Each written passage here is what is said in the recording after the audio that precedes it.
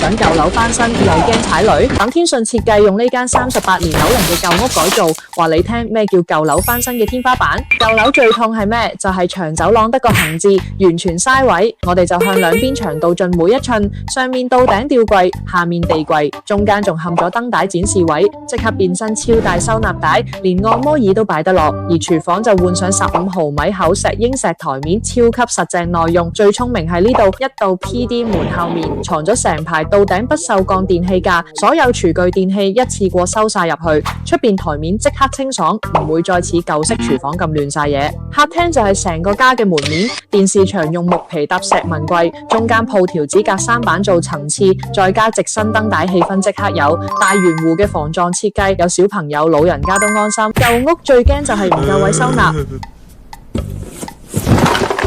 喺我哋嘅睡房，我哋向層高發展，主人房整咗特高油壓床，床下成個地台倉，收納量直線上升。設計師仲喺死角偷咗個嵌入式電腦台出嚟，慳位又實用。想幫你間舊屋大變身，即刻 WhatsApp 我哋免費諮詢索取報價啦！